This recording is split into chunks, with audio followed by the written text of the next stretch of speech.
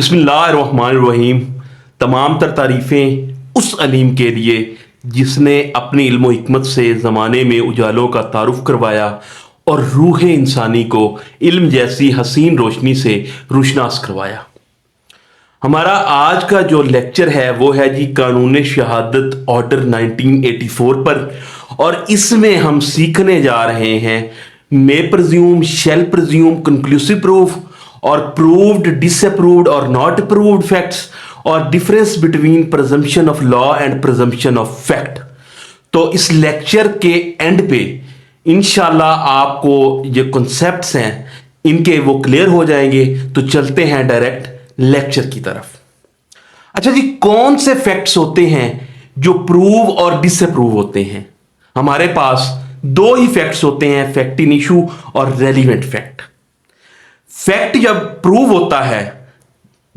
होता है तभी कोर्ट उसे एडमिसिबल करता है। ठीक है जी। तो it completely depends on parties. अब ये पार्टीज पर डिपेंडेंट होता है कि एक पार्टी जो है फैक्ट को अलेज करती है जबकि दूसरी पार्टी जो है उसको डिनाई करती है। अब जो पार्टी अलेज करती है किसी फैक्ट को, वो उस फैक्ट के प्रूव होने की बात कर रही होती है, और जो पार्टी डिनाई करती है वो उस फैक्ट के डिसअप्रूव होने की बात कर रही होती है। फर्ज करें कि ए ने बी का मर्डर किया है, ए ने बी का मर्डर किया है। अब हमारे पास फैक्ट इन इशू क्या आएगा कि वेदर ए किल्ड बी और नॉट, क्या ए ने बी का कत्ल किया है या नहीं किया। और दूसरा हमारे पास फैक्ट, रेलेवेंट फैक्ट क्या आएगा कि वेदर ए यूज्ड नाइफ और नॉट, क्या ए ने कत्ल के दौरान चाकू का इस्तेमाल किया था या नहीं किया था। अब ये हमारे पास आ गया दूसरा फैक्ट। अब ए जो है उसने चूंकि मर्डर किया है तो वो कहेगा कि मैंने तो मर्डर किया ही नहीं है, वो इसे डिसअप्रूव करेगा। और जो बी है वो इसे प्रूव करेगा, वो बी यानी कि डिजीज्ड पर्सन, उसका प्रोसिक्यूशन केस लड़ रहा है, तो प्रोसिक्यूशन कहेगा कि भाई ए को कहेगा आपने कत्ल किया है, ये प्रूव करने की कोशिश करेगा। ये कहेगा कि एग्जिस्ट करता है, जो प्रूव कर रहा है वो कहता है कि ये फैक्ट एग्जिस्ट करता है, और जो डिसअप्रूव कर रहा है वो कहेगा कि ये नॉन एग्जिस्टेंस है, ये एग्जिस्ट नहीं करता। अगर आप पिछली वीडियो जाकर देखें या अगर आपको याद हो तो मैंने आपको फैक्ट इन इशू की डेफिनेशन समझाई थी कि कोई भी फैक्ट अगर वो एग्जिस्ट करता है, नॉन एग्जिस्ट करता है, उसकी नेचर और उसकी extent with respect to right, liability और डिसेबिलिटी, अगर एक बंदा उसे असर्ट करता है और दूसरा डिनाई करता है किसी भी सूट या प्रोसीडिंग में उस फैक्ट को, तो उस फैक्ट को क्या कहते हैं? फैक्ट इन इशू कहते हैं। तो आ जाए जी आगे हम देखते हैं कि प्रूव्ड फैक्ट्स कौन से होते हैं, डिसअप्रूव्ड फैक्ट्स कौन से होते हैं और नॉट प्रूव्ड फैक्ट्स कौन से होते हैं। प्रूव्ड की वो बात कर रहा है, वो कहता है a fact is said to be proved. कोई भी फैक्ट तब प्रूव्ड माना जाएगा when after considering the matter before it, जब कोर्ट के दौरान कोई कंसीडर किया जाएगा किसी भी मैटर को, the court either believes it to be exist, court क्या करेगी? वो बिलीव करेगी, यकीन करेगी कि ये एग्जिस्ट करता है, और कंसीडर इट्स एग्जिस्टेंस सो प्रोबेबल, और इसकी एग्जिस्टेंस जो है उसके इतने कवी इम्कानात हैं that a prudent man out, कि अगर कोई भी रीजनेबल थिंकिंग वाला बंदा इन सर्कमस्टांसिस में इस पार्टिकुलर केस को देखे तो वो ऐसे ही कहेगा कि ये फैक्ट एग्जिस्ट करता है जैसे कोर्ट कर रही है। इसी तरह डिसअप्रूव्ड फैक्ट्स पे आ जाए, वो कहता है a fact is said to be disproved. एक फैक्ट तब डिसअप्रूव्ड माना जाता है जब after considering the matter before it, जब भी कोर्ट जो है उस मैटर को कंसीडर करती है, that the court either believes that it does not exist. Court क्या कहती है कि फैक्ट जो है वो एग्जिस्ट नहीं करता, और consider it's non existence so probable, कि इसकी जो नॉन एग्जिस्टेंस है उसके इतने कवी इम्कानात हैं कि अगर कोई भी रीजनेबल थिंकिंग वाला बंदा आउट करे, यानी कि ये आउट तब लफ्ज आता है जब भी कोई ड्यूटी का इशारा दिया जाए, कि कोई भी रीजनेबल थिंकिंग वाला बंदा अगर इस केस को कोर्ट की जगह देखे तो वो यही समझेगा कि ये जो फैक्ट है वो डिसअप्रूव्ड है जी। ठीक है जी। उसके बाद आ जाए जी नॉट प्रूव्ड। नॉट प्रूव्ड उन फैक्ट्स को कहते हैं जो ना तो प्रूव्ड फैक्ट्स होते हैं और ना ही डिसअप्रूव्ड फैक्ट्स होते हैं, तो इनकी कानून शहादत ऑर्डर में कोई वैल्यू नहीं होती, ना ही ये एडमिसिबल फैक्ट्स होती हैं। ठीक है जी। आगे आते हैं जी प्रिजम्पशन पे। अब प्रिजम्पशन क्या होता है? प्रिजम्पशन प्रिज्यूम करना, कि जैसे मैं आपको एग्जांपल दूं कि ये मेरा मोबाइल है, मेरा मोबाइल जो है किसी बच्चे ने उठा लिया है, ठीक है जी, और वो लेके वो पड़ोसियों का बच्चा था, लेके अपने घर चला गया है। अब मैं क्या प्रिजम्पशन कर रहा हूं?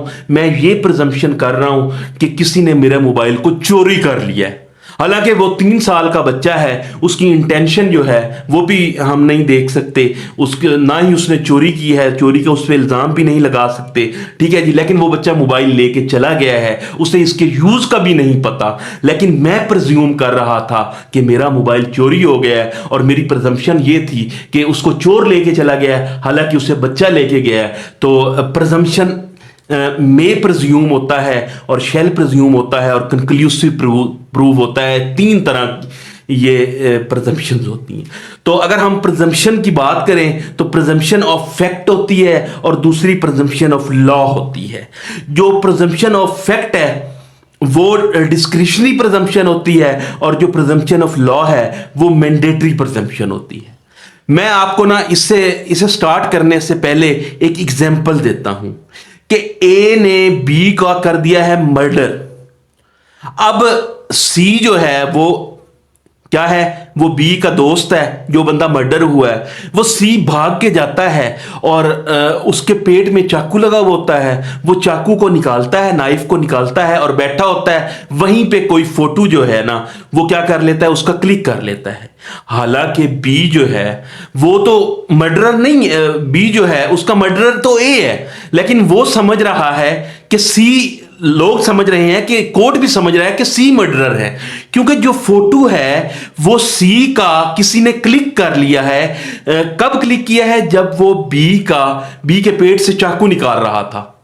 अब वो लोग प्रज्यूम कर रहे हैं और कोर्ट प्रज्यूम कर रहे हैं कि मर्डरर जो सी है, हालांकि सी बी का दोस्त है, ए चाकू मार के निकल जाता है और बी जो है बी नीचे लेटा पड़ा होता है और सी जाता है, उसका दोस्त उसके पेट में से चाकू को खींचता है, ठीक है, और कोई आके सी की तस्वीर बना लेता है। तो जो है प्रिजम्पशन ये जाती है कि ये मर्डर सी ने किया है। हालांकि सी जो है उसने तो क्या किया है? उसने उसकी आसानी के लिए वो चाकू निकाला है, वो तो उसका दोस्त था।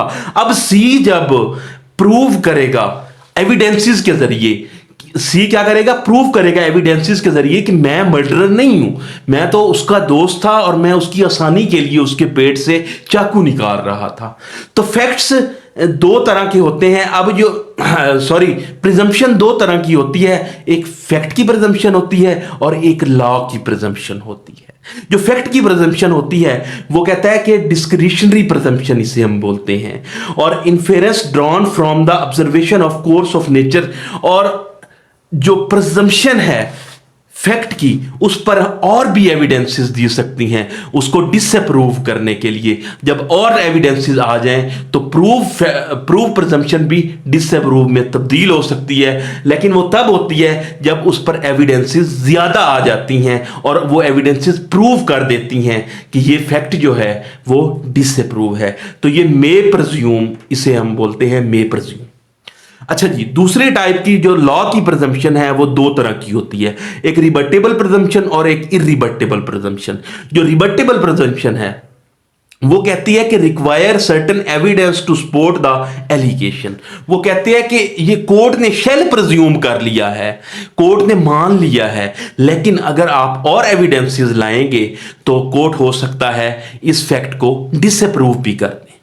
और जो इरिबटेबल प्रिजम्पशंस होती हैं, those facts which are not allowed to be contradicted by evidence. ये जो इरिबटेबल प्रिजम्पशन होती है ये ऐसे फैक्ट्स होते हैं जो कि कोर्ट भी, जो कि इनको कॉन्ट्राडिक्ट किया ही नहीं जा सकता, किस चीज के साथ? एविडेंस के साथ। तो इसे हम बोलते हैं कंक्लूसिव प्रूफ। तो आ जाए जी, हम देखते हैं कि बेयर एक्ट से किस लैंग्वेज में बात करता है। वो मे प्रज्यूम के बारे में कहता है कि when ever it is provided by this order, जब भी इस ऑर्डर के तहत, कानून शहादत के तहत कोई भी फैक्ट प्रोवाइड किया जाए, that the court may presume a fact, और कोर्ट उस फैक्ट को क्या करे, प्रज्यूम करे।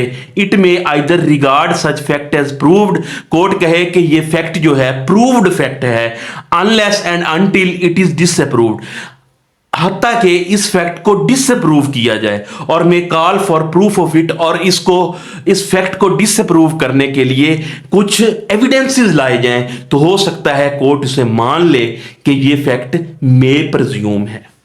ठीक है जी, तो ये फैक्ट कौन से होते हैं, मे प्रज्यूम। कोर्ट मान भी सकती है इनको आइदर, और कोर्ट नहीं भी मान सकती। इसी तरह आप शेल प्रज्यूम पे अगर आते हैं तो वो कहते हैं when ever it is directed. अब यहां पे डायरेक्शन की बात हो रही है। वो कहते हैं when ever it is directed by this order, जब भी इस ऑर्डर के तहत कोई डायरेक्शन दी जाती है, that the court shall presume a fact, कि कोर्ट जो है वो जरूर प्रज्यूम करेगा फैक्ट को। It shall regard such fact as proved, court इस फैक्ट को क्या कर रहा है, प्रूव कर रहा है। तब तक प्रूव करेगा unless and until it is disapproved, जब तक कि इसको एविडेंसेस के जरिए डिसअप्रूव ना कर दिया जाए। इसी तरह अगर कंक्लूसिव प्रूफ की बात करें तो इसमें वो कहता है when one fact is declared, एक फैक्ट क्या हो गया है, इसका ऐलान हो गया है, किसी भी एक फैक्ट का डिक्लेयर हो गया, ऐलान हो गया है। जब डिक्लेरेशन हो जाती है तो उसके बाद कोई चीज भी प्रूव नहीं हो सकती। ऐलान हो गया, when one fact is declared by this order to be conclusive proof of another, जब एक फैक्ट दूसरे फैक्ट के लिए कंक्लूसिव प्रूफ बन चुका है, the court shall on proof of one fact regard the other fact as proof, उस एक फैक्ट की बिना पर कोर्ट दूसरे फैक्ट को भी क्या कर देता है, प्रूव कर देता है, and shall not allow evidence, और अब कोर्ट क्या करता है, एविडेंस और मजीद इस पे अलाउ नहीं करता, to be given for the purpose of disproving it, इसको डिसअप्रूविंग करने के लिए कोर्ट मजीद जो है वो एविडेंसेस रिक्वायर नहीं करता, तो इसे हम बोलते हैं कंक्लूसिव प्रूफ। तो ऐसी ही वीडियोस के लिए हमारे चैनल को सब्सक्राइब करें, और शुक्रिया।